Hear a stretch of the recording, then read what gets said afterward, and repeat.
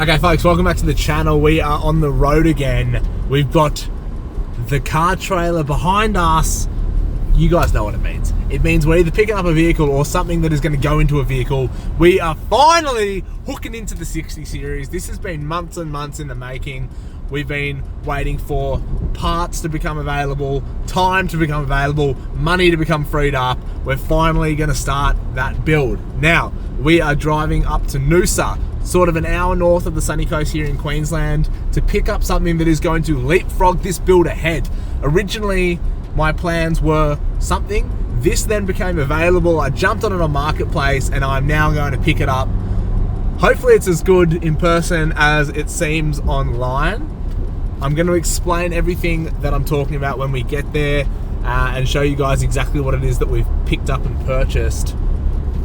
And give you a bit of an update, I guess, in this episode as to what the 60 series is going to be built for, what is actually going to be happening to that car, and what you can expect from the 60 series build series. I think it's going to really impress you guys. Anyway, let's go pick this secret little sauce up, eh? Okay, now we've spoken about the 60 series project before, mentioned things like what the engine was going to be, what the chassis was going to be, what the plans were for that car. Now, basically, everything that we've mentioned previous to this episode is in the bin and scrapped. We've had a massive change of plans, and that is for a couple of reasons. One is we found a better way to do things. Second is we had a bit of a change of heart when it comes to the engine research side of things. What we were originally planning was something like a Volkswagen twin-turbo V10 TDI engine, which was going to be just impossible, literally impossible, or at least not financially viable to try and figure out and muck around with. Our new plan is going to involve a couple of very naughty people, Max included, and I think you guys are really going to like what we have lined up. Anyway, we are 10 minutes away from Old Bud's house. We are picking up something, like I said, that is going to make this project a whole lot easier than what it could have otherwise been, and I think is going to give us a really good, really solid benchmark and baseline to start the build from the ground up. This is going to be another build that is going to be sort of like the 60. I mean, sort of like the 80, where we're talking cab off chassis, ground up sort of stuff, paint and body, engine. Like, we're going full ham on this thing, and I'm super excited. It's about time we did another really ridiculous spastic build, and this is gonna be the one. Let's go. There she is. BYO wheels, he reckons. Thankfully, we're prepared. Okay, you can't really see much, but we have picked it up. That's right, folks. We got a chassis on the back. Now, I'll pull over somewhere very shortly and show you exactly what we've done. I couldn't film too much there. Well, you know when you can tell the vibe, you know, I felt old man didn't really want a camera shoved down his throat. So, you know, I'll go find somewhere nice and quiet, pull over, show you guys exactly what we've bought. I think it's gonna be freaking perfect, man. I'm super pumped on this. Yeah. I'm really keen. Let's get this back to the shed. I'll pull over and show you something. So, you know, give you a little sneak peek, get you guys to have a guess at how much we've spent, and then I'll run you through the full 60 series build plans when we get back to the shed. We're about 40 minutes away. Let's freaking oge, man. Okay, so what is it exactly that we have bought? This is an HJ61 chassis.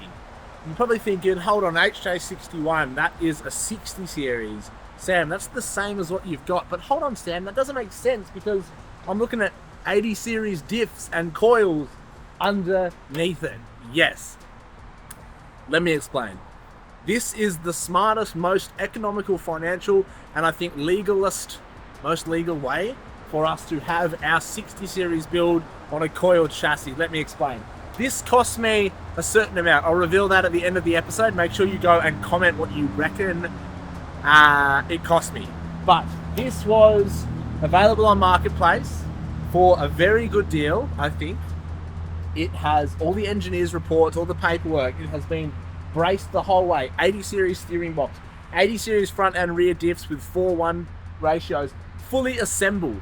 Like, we've got wheel bearings, we've got swivel hubs, we've got the panhards in the back of the car, we've got radius arms, springs, we've got all the superior arms, adjustable trailing arms and stuff in the back. Like, This thing is ready to go. And the beautiful part about this is that we know that you can just dump a 60 cab on top.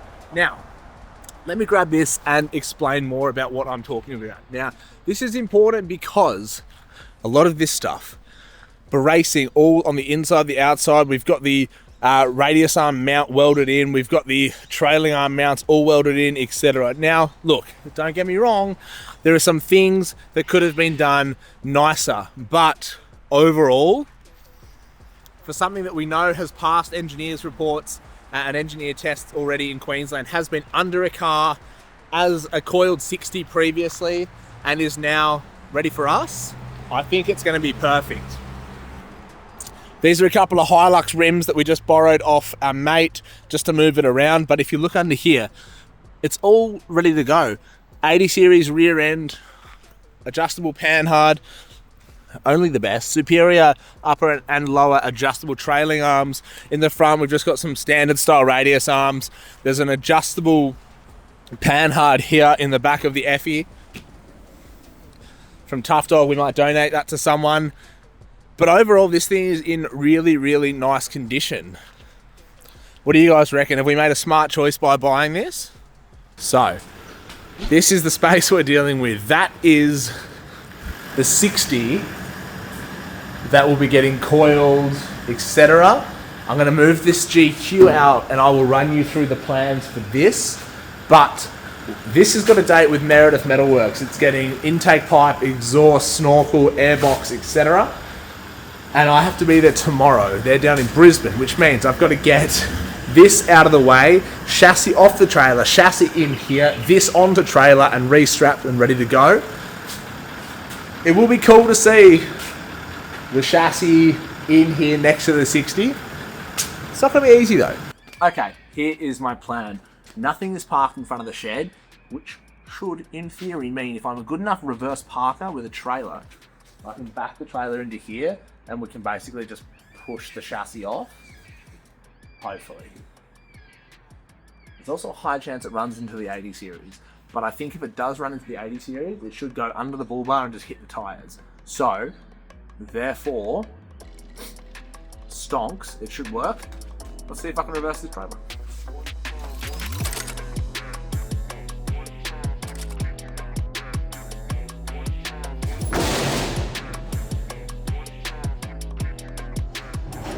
Do some sketchy shit.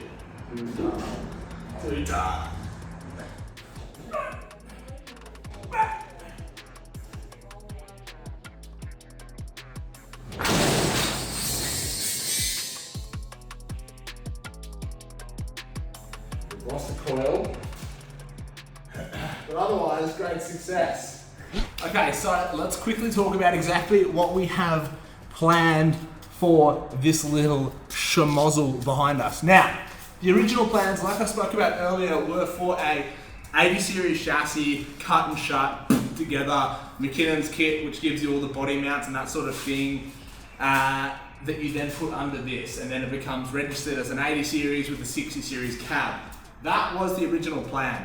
I wanted to put the Auto V10 twin turbo TDI out of a Volkswagen Touareg into this as well. We decided that realistically, financially, it was just going to be too hard. There's multiple ECUs, an unbelievable amount of wiring, extremely technical ignition system, like ignition barrel and getting the keys working and stuff.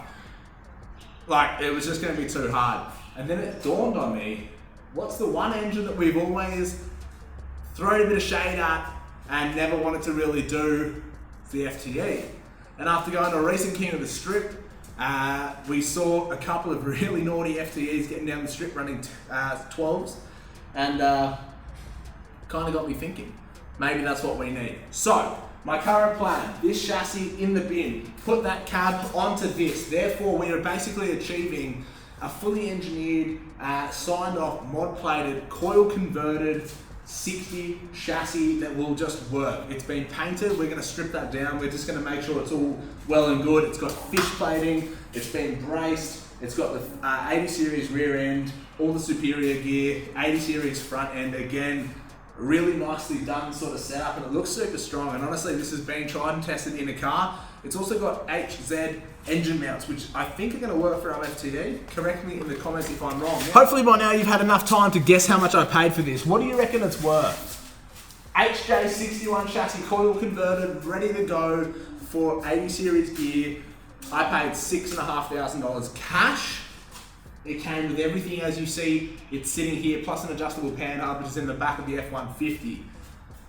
But it also came with an entire binder of paperwork, engineers' reports, modification plates, certificates, a whole bunch of stuff basically, making the engineering process behind this build a whole lot easier than what it probably would have been doing that 80 series chassis. Plus, the $6,500, it's got 4 ones in the front, 4 ones in the back, full assembled housings, suspension bits and pieces, the chassis, it's been braced, it's been coiled. We couldn't have done that, you know. To buy the McKinnon's chassis ready done is like 15, 16 grand, and it's like a 6-month wait. To buy a chassis plus diffs, plus the kit, plus the labor to do it yourself, you're probably upwards of 10 grand anyway. So this was really the most cost effective way. Now, plans for this old girl. This is, despite being one owner for the past 27 years and partially restored, a little bit rougher around the edges than what the internet probably thinks. So it is the perfect candidate to put a 9-inch grinder through the roof, doors, and remove a whole lot of weight. I want to turn this thing into what Toyota's answer to the Bronco would have been.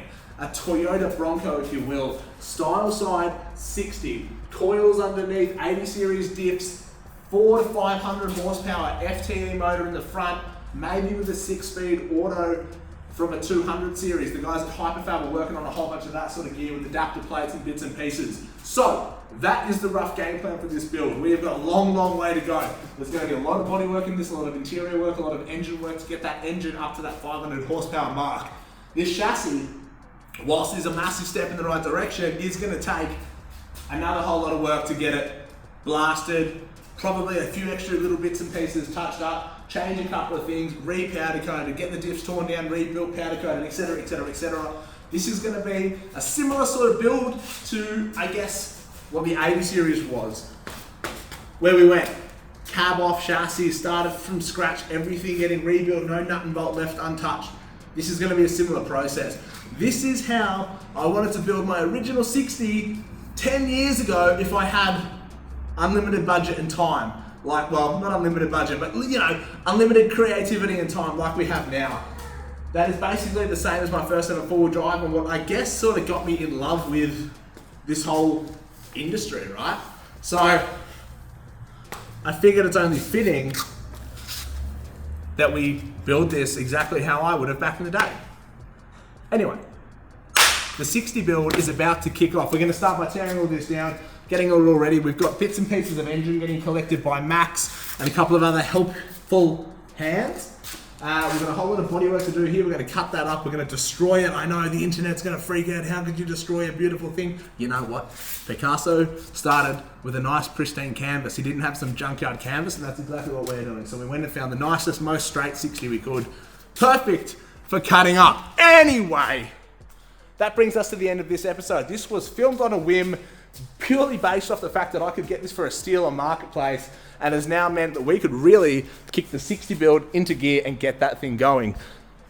If you're not familiar with what this is, 5-speed, 3F, carb, etc. junk, let me show you the inside, because a lot of people think it's very clean. Interior, no. Roof lining, no. Carpet, no. Doors, in a mess. Does it run? Barely. And the back is even worse.